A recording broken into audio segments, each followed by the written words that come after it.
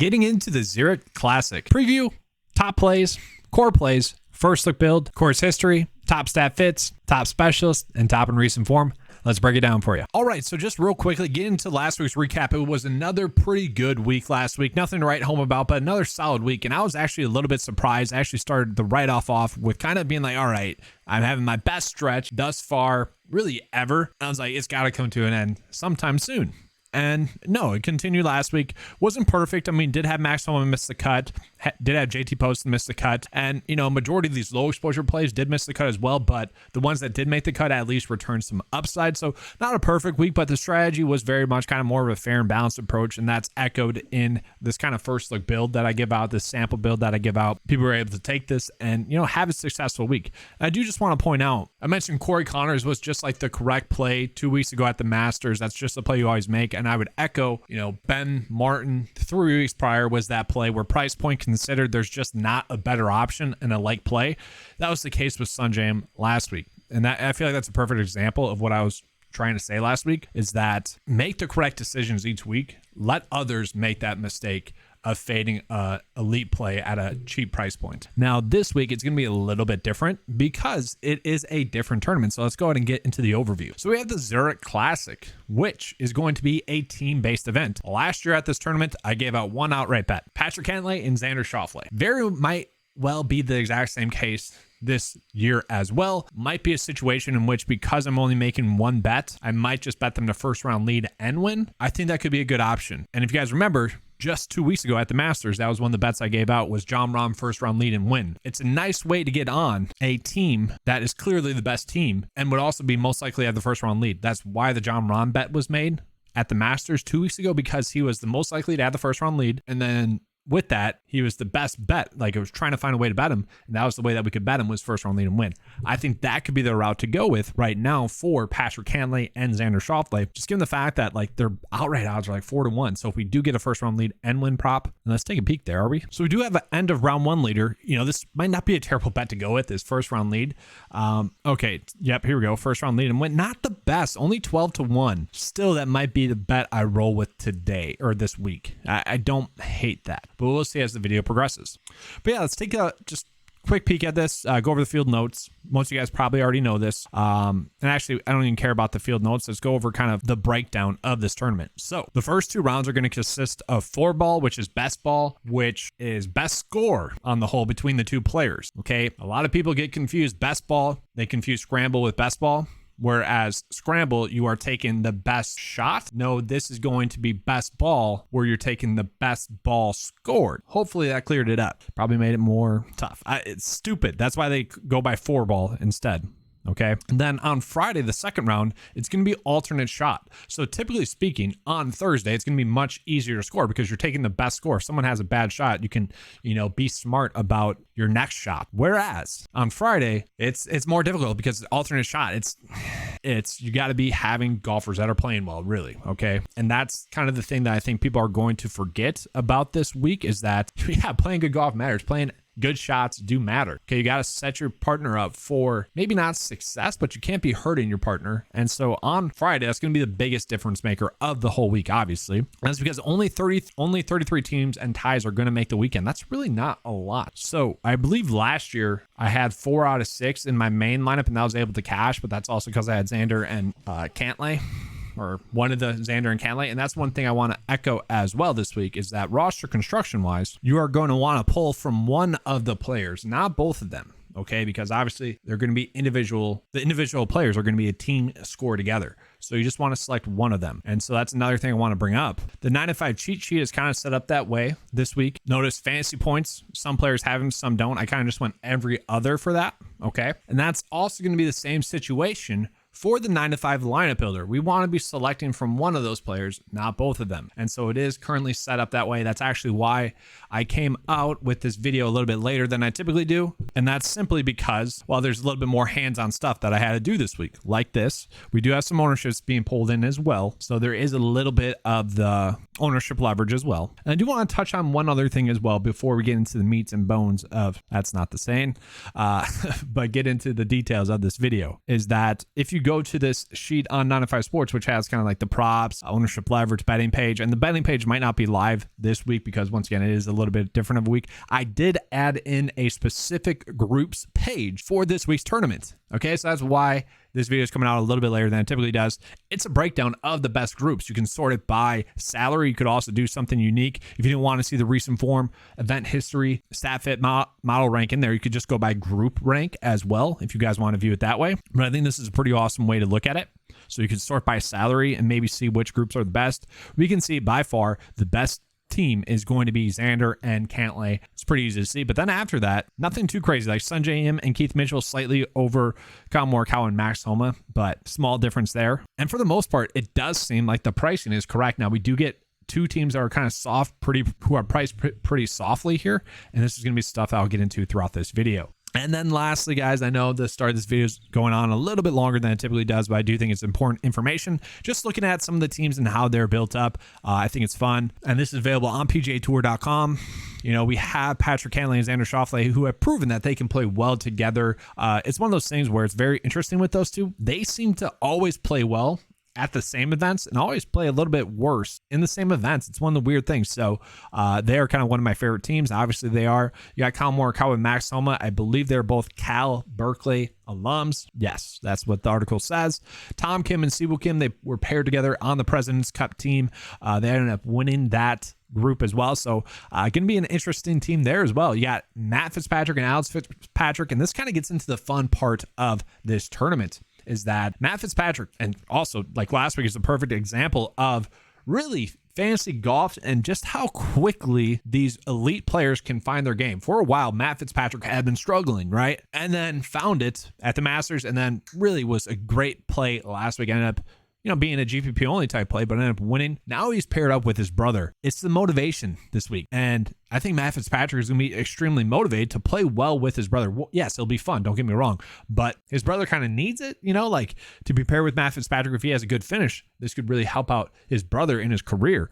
And obviously Alex is going to be geared up to play well. I don't see them taking this as a fun event. I see them taking this as a business trip. Then we continue on. You got Billy Horschel, Sam Burns, who have been a pretty good team at this tournament in the past. Obviously, both played pretty well at the Dell Technologies Match Play Tournament, which I'll get into the specialist data. If we look at alternative field events, they're going to be popping up there specialist-wise.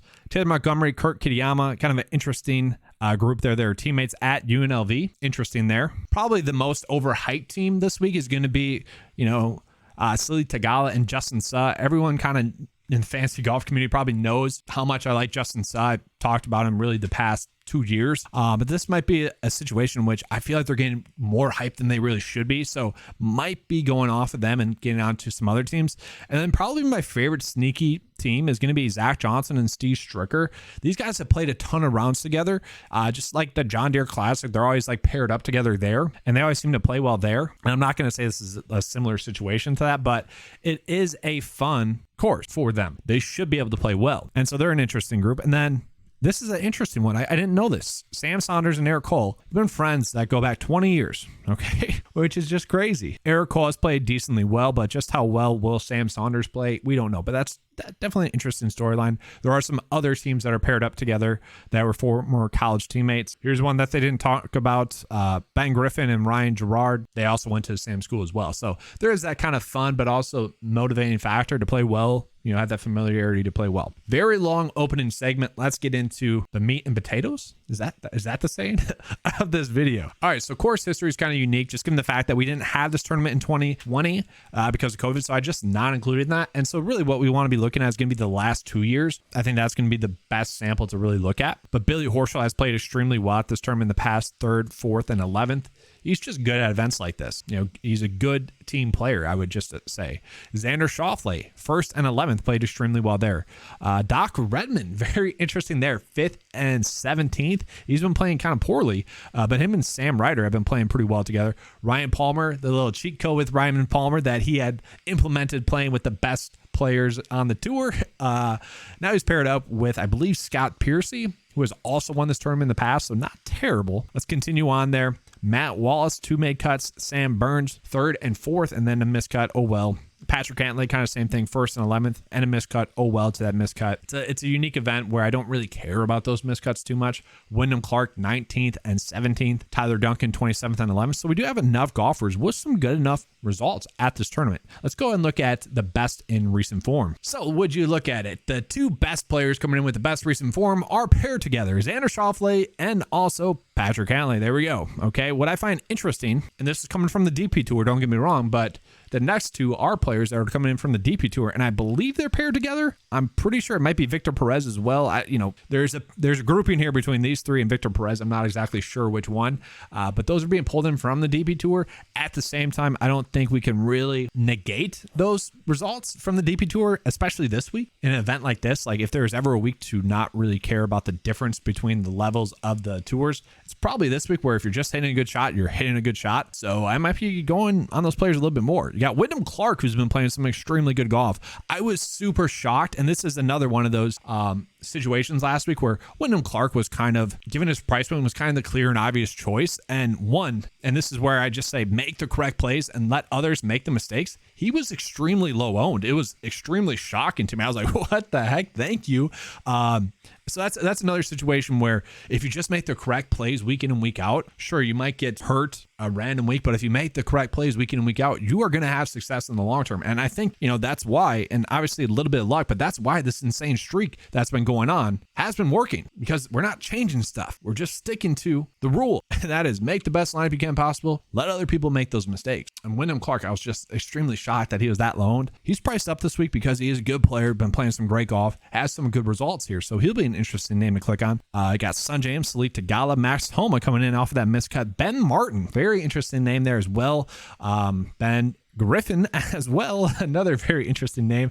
Man, he had an annoying round or tournament last week. And then continuing on, Colin Morikawa been a little bit more hit or miss. If we go back further, yes, miscuts mixed in there, but as a whole, like past 15 starts, been there, past 8 starts, been there. Long-term form has been there for him. Obviously, this is a course that he should be able to tear up. Kind of same situation for Tom Kim. The further we go back, the better play he has. And that's kind of the difference in some of these players, and I want to make that clear, is that some of these golfers are playing in easier events, whether that be in the DP Tour, whereas players like Tom Kim, Colin Morikawa, they're playing in the Dell Match Play Tournament, where that could skew their recent form. They're playing in the Masters, the Players Championship. That could all skew their recent form, whereas some of these other players are playing in easier to finish events. I just want to make that clear. But we kind of get the picture of recent form. Let's go ahead and take a peek at the best specialists in the field. And I find this extremely interesting this week. So we can pull in everything like we typically would.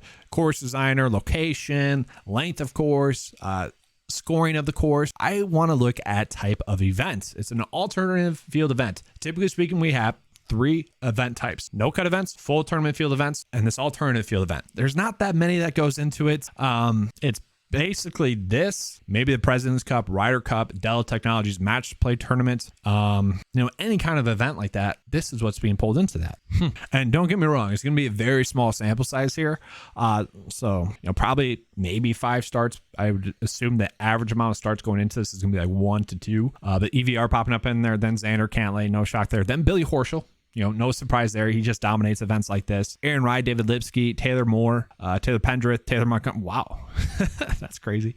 Dylan Wu, and then Justin Lauer. Okay, so we kind of get the picture of that. But once again, smaller sample size. Then we have Scott Piercy popping up in there as well.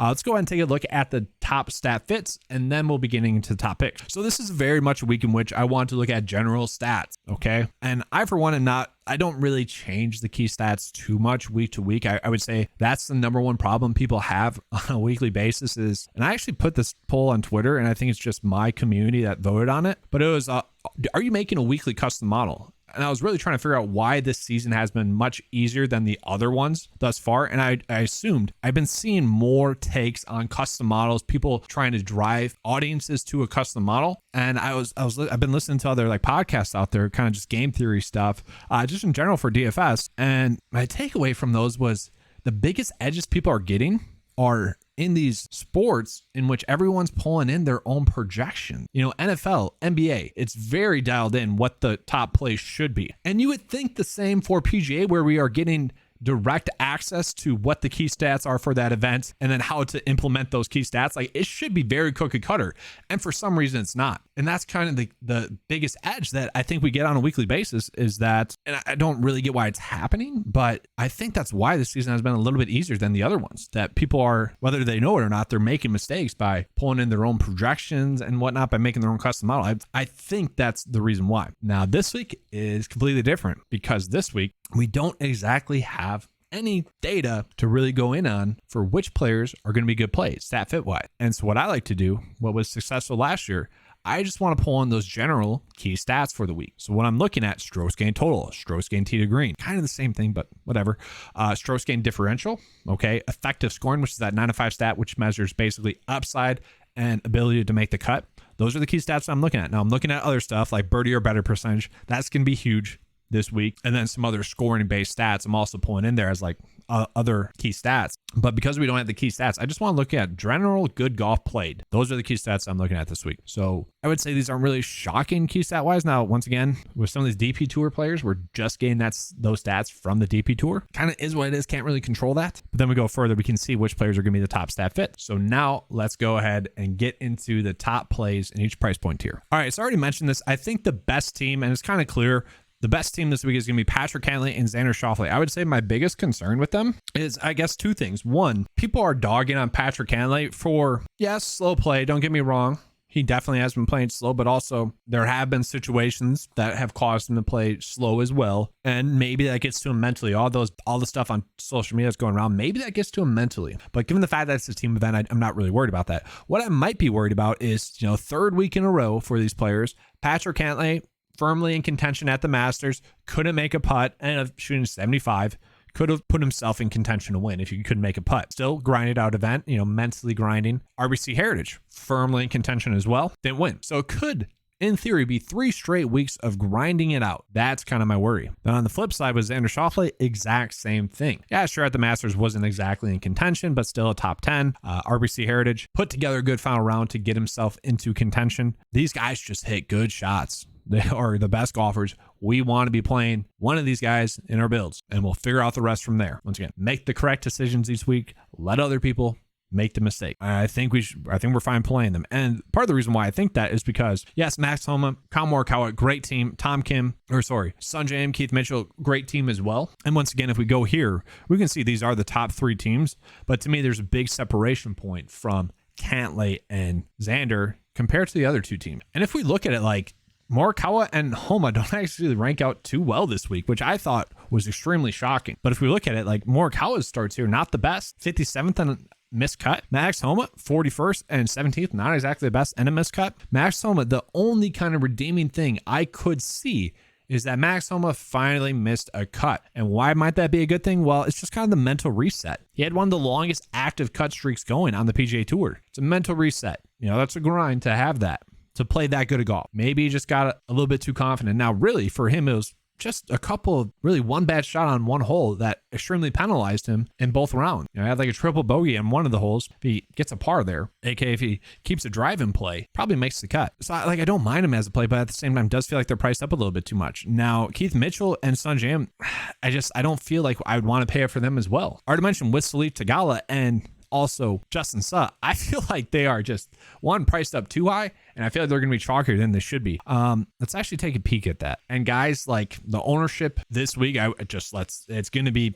pretty inaccurate, I would say, compared to other events. Typically speaking, the average difference in ownership projected versus actual is like less than 1%, not that much. And that's across the whole board. I could see it being like, honestly, 5% this week. I think it's going to be different. And let's just see here, as a team, they're only pulling in about 17% projected ownership, which isn't actually too much just yet. I could see that changing. I mean, we can see kind of high owned compared to the teams beneath them. And so that's kind of my worry, is that they could come and be in higher owned than they should be. Now, don't get me wrong, Theegala's been playing some great golf. We did see some good results from Justin Suh.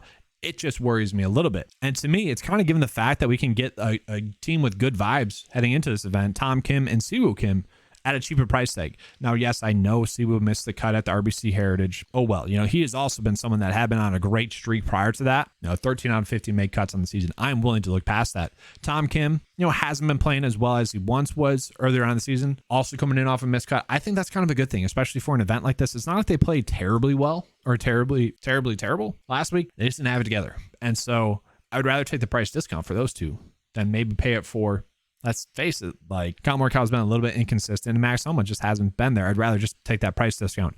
Now, on top of that, we could literally just get Sam Burns and Billy Horschel at a cheaper price tag. I really don't get this price point for these two. Billy Horschel has played extremely well in this event in the past. Sure, he's been terrible lately, and maybe it's because DraftKings isn't factoring in the Dell Technologies Match Play Tournament into their data set to come up with this pricing, but they should be. If there's ever a week to include the Dell Technologies Match Play Tournament into your sample, it is this week. All right, so let's just go and pull in him on the 9-5 cheat sheet because obviously DraftKings isn't showing it. So we can see course history-wise, 3rd, 4th, 11th. Great stuff there. He's going to be a terrible recent form play and a terrible stat fit. Don't get me wrong there. He is in that regard. But the one event that he played well was that Dell Technologies Match Play Tournament. And that's very interesting to me. I think they are a team that we should be looking at, especially GPP-wise, and cash can be difficult to end up on them. And then if we just look at Sam Burns as well, and don't get me wrong, both of these players they haven't had the seasons that they had prior coming into this event like they did in other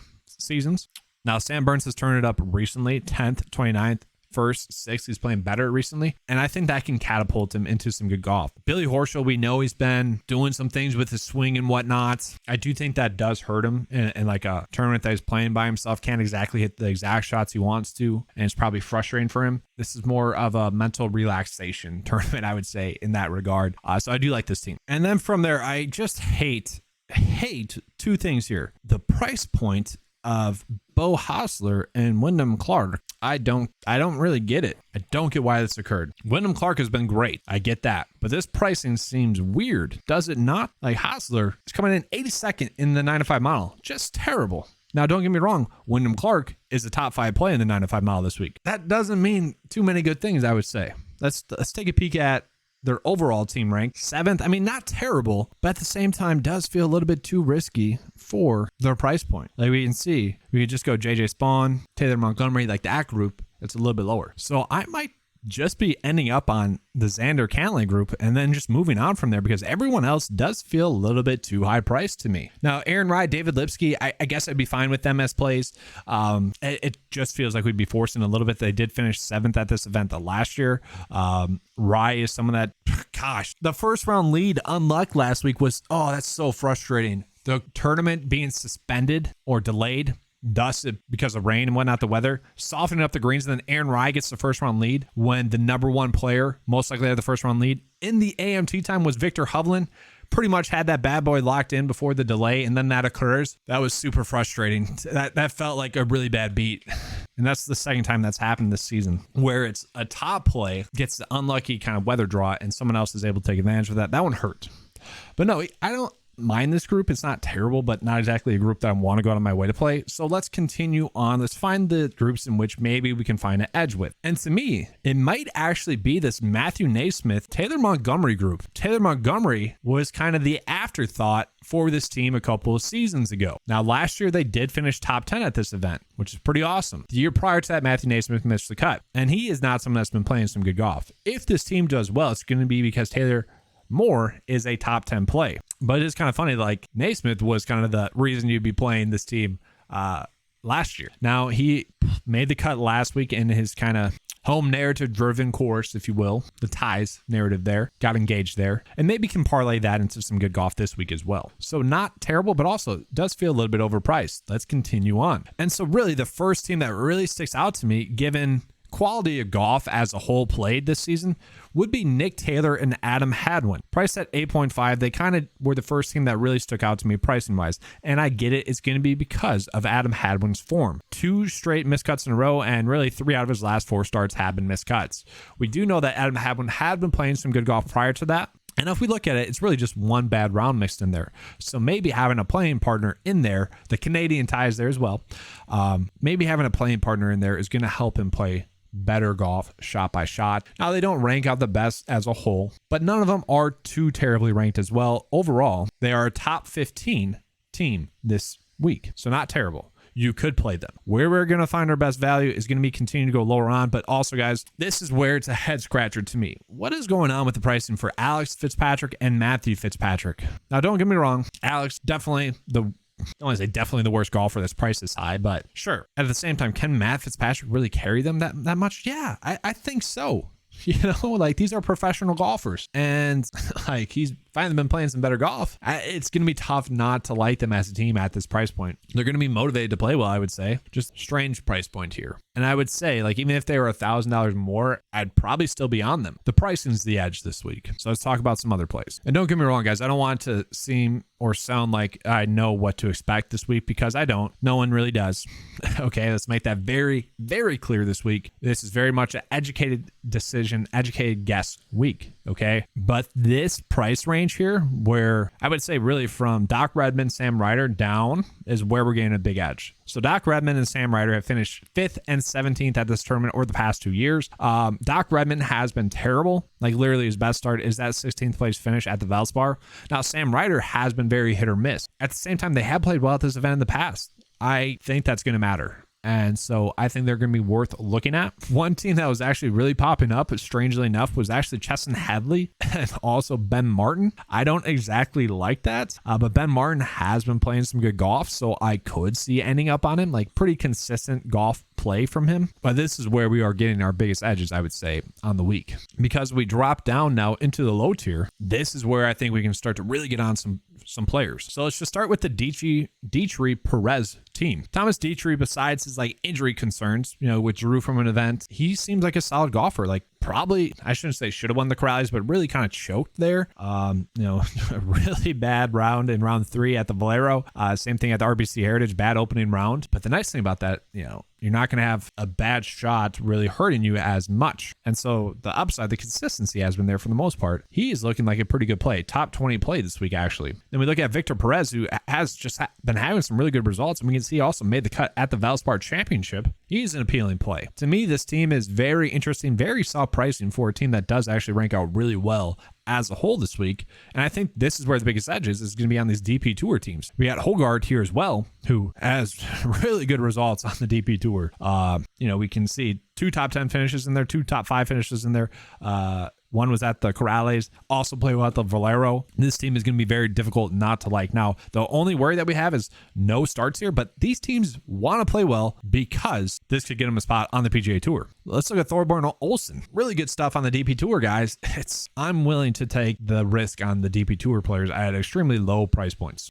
Now let's continue on. Like, this is where I think we should be spending our money, because this is where we are kind of getting a big edge. Dylan Wu and Justin Lauer, this team finished top 20 last year. We can see Dylan Wu's been having some pretty good results. 7 straight made cut on the PGA Tour. Let's pull up his player profile here for you. Just really good starts in there. The biggest worry that we have would be his start 8 starts ago. That's the biggest worry. Top 20 in recent form rank, top 20 stat rank, top 12 in course history rank. Obviously 1 start in there, but overall top 20 play. Not a terrible specialist as well. Heck, he's kind of checking all the boxes this week. Going to be an interesting play. I'm actually curious. Let's take a peek at the core plays. Is he a data tag core play? He is not. Thought he would be. So he's a high exposure. Yep, high exposure there for Dylan Wu. Interesting. So we can see, like, this is where we are getting the best value on the board. Now you might be thinking to yourself, well, what about his playing partner? Justin Lauer, you know, he has been struggling recently. Don't get me wrong, like, just terrible starts. But at the same time, like, his last 3 starts have been right around a made cut, kind of good enough, you know, good enough to pair with someone else that's playing good golf. And so I don't mind that. Like, this is a very similar team combined together as some of those higher priced teams where you have one really good player and one really poor player. Bo Hosler, Wyndham Clark. So kind of just strange there. And then, like I mentioned, I do like Steve Stricker and also Zach Johnson. That's just a team where data wise it's not going to say anything, but I do think we can end up on them. I think Ben Griffin and, you know, his team could be higher owned than they should be. At the same time, there are a team that really does make a lot of sense. Like it's gonna be a team that I think we can end up on, just given the price point. Like it is appealing. Continuing on, like it is just loaded here. I don't see why we're not ending up on at least 3 teams here. Ryan Palmer and Scott Piercy. Now they haven't played much together, but they have played this tournament well. Ryan Palmer, 35th, 7th, 1st. Good stuff there. Now his form has been asked. Scott Piercy, 41st, miscut 11th. His form has also been terrible, but they are experienced both in this type of events and at this course. That's a big thing. We got MJ Duffy and EVR, and this is a very interesting team to me as well. MJ Duffy has been playing some pretty solid golf lately. Okay. EVR, on the other hand, has been pretty hit or miss, but really, one bad round there, miscut the Valero. Then, had a good stretch of good golf. But he is someone that, does have course experience, finished 17th at this event 2 years ago, so not terrible. Could be someone you end up on. I low-key kind of like the team pairing of Scott Stallings and also Trey Mullinax. Like 66 and 68 from Scott Stallings is pretty good. Obviously, the 76 isn't great, but has the upside. Trey Mullinax has been pretty bad recently as well, but I feel like it's a good GPP team. I find this kind of interesting as well, this team. Hunan finished 27th at this event last year and miscut, but he has made 3 straight cuts in a row. And if we look at it, like, been playing some very solid golf. He's paired with S.H. Kim, who has also been playing some pretty darn solid golf. To me, this team is probably the best value-based team that we are getting this week, just based off of form alone. And so for me, I think this is a team that I'm going out of my way to play as well. Let's go with Benny Ann there. And then, from there, I'll try to get into some value teams. But really, guys, this is the core, I would say. We are just paying up for the stud team and then just trying to get really 3 make cuts out of lower price teams than they should be. But let's try to find the values. I guess it wouldn't be shocking to see Michael Kim and You'll Know make the cut as well. They've been playing some good enough golf recently where it wouldn't be shocking to see them make the cut. I'm fine with that team pairing. Like if you have to drop this low, I'd be fine with that team. Oh, this was actually a team that really stuck out to me price point wise, because these have been 2 players that have been casually catching my eye. We got Goya here, who for the most part, pretty solid golf. Like recent form wise, these 2 players, 39th for Goya in the field, pretty solid. And Trevor Werbilo, I think that's how you pronounce it, 45th in the field. Okay, not going to be the best stat fits, don't have any course history, but form wise, one of the best values that we are getting this week. And so I'm fine kind of pairing good form and just hoping that works. I don't know anything about these 2 players, like especially like chemistry wise. I know that they've been playing some good golf. I don't know if they're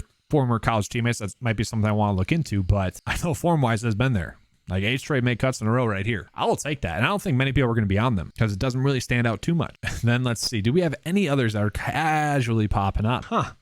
This is such an interesting pairing right here. Matthews with Sean O'Hare, who O'Hare's been playing some good enough golf. I guess I could see this working out. 1 player playing aggressive. That'd be Brandon Matthews. 1 player playing smart. That'd be Sean O'Hare. I could see that working out. I don't hate that team, actually. I think that's sneaky good.